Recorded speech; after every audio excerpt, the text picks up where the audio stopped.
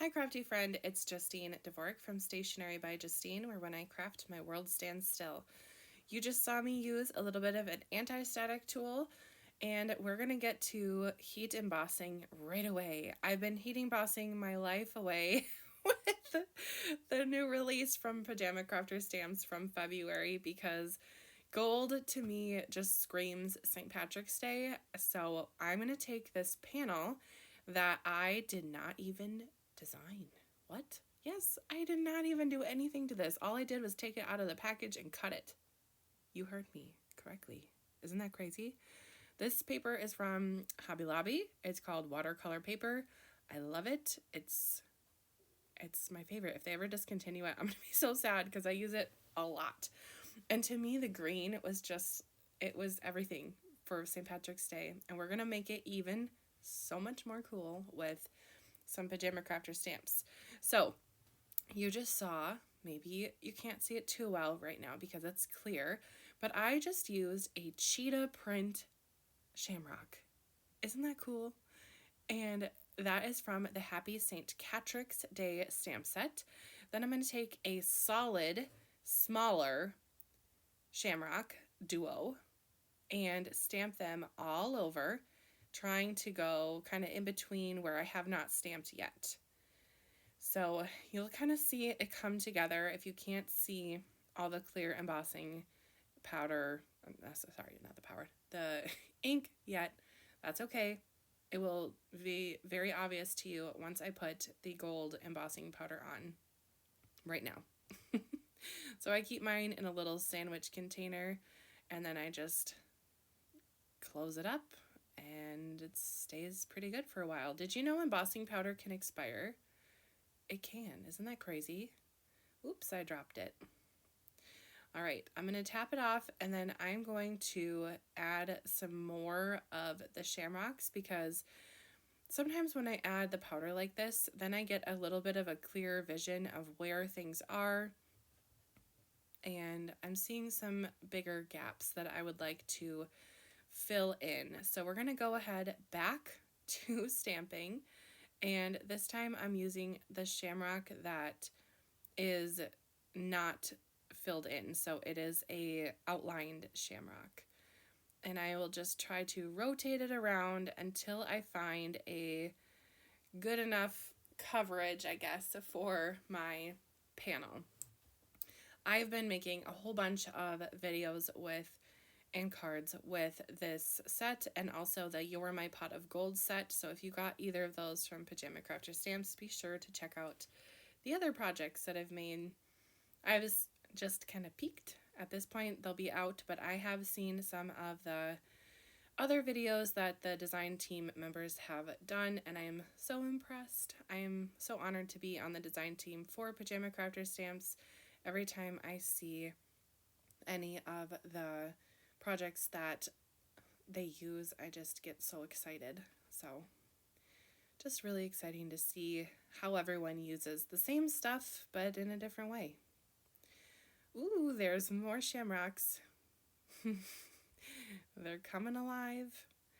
I really love gold embossing powder with St. Patrick's Day, with like the lure of, you know, like the leprechaun with the pot of gold.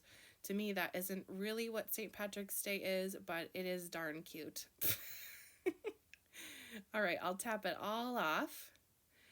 And then we're going to get to heat embossing. And this is really where the magic comes to life. I just absolutely love heat embossing, especially with anything metallic. Anytime I heat emboss, I like to let my heat gun warm up for just a little bit. So that's what it's doing right now. Getting nice and toasty, and then I like it to go right onto my project hot. Ooh, look at that, right away. Oh, it's so shiny. I think a cheetah print of anything is amazing, but I think a cheetah print shamrock is so fun and so clever, super unique. I have never, ever saw anything like this before on a stamp set. So very creative and super fun to work with. Look at how shiny that is. Gold embossing powder is super cheap as well, so it doesn't have to be expensive to be Super beautiful. I'm just going to make sure I get every little teeny fleck of embossing powder done. Oh, I think I missed one little spot. I'll hit it again, don't worry. Okay, well, with some video editing, that has been trimmed down just a bit, and I'm going to have a white border around my project there. I can't believe how shiny that is. Now, to bump up the shamrocks to be even more exciting and lovely, I'm going to use some Copic markers and color right on top of the shamrocks in just a bit. So I want my sentiment for this to be kind of the main focal point. I really like the sentiment that says, I can't remember what it says right now, so lucky to have you, to have a friend like you. So I'm going to stamp that on some white cardstock with Later Gator, which is the Simon Hurley ink. Perfect. And then I'm going to use some circle dies that I've had in my stash for a while. My sister-in-law actually bought this circle die set for me last Christmas. So not, I guess, 2 Christmases ago. So it's an older die. I don't even think that Spellbinder sells it anymore, but I really like it. Anyway, my shamrocks I'm filling in with YG07. Keeping it really simple, I'm just simply coloring it in. I'm not really adding any shading or anything. These middle ones are going to get covered up, but it's fine. No biggie. I know it's there, and I know that it's super pretty, so it gave me joy, and that's okay. I think that it's pretty easy to Copic color even when you have heat embossed, either with clear ink or metallic, not clear ink, clear embossing powder or clear or metallic embossing powder. Either way, it doesn't matter what color the powder is. So on this one, it's gold. It's easy to color with Copic markers. It doesn't really change anything. I tested the color on the paper right in the middle because I knew my sentiment was going to cover it up. So if you're looking at that going, why did she just do that?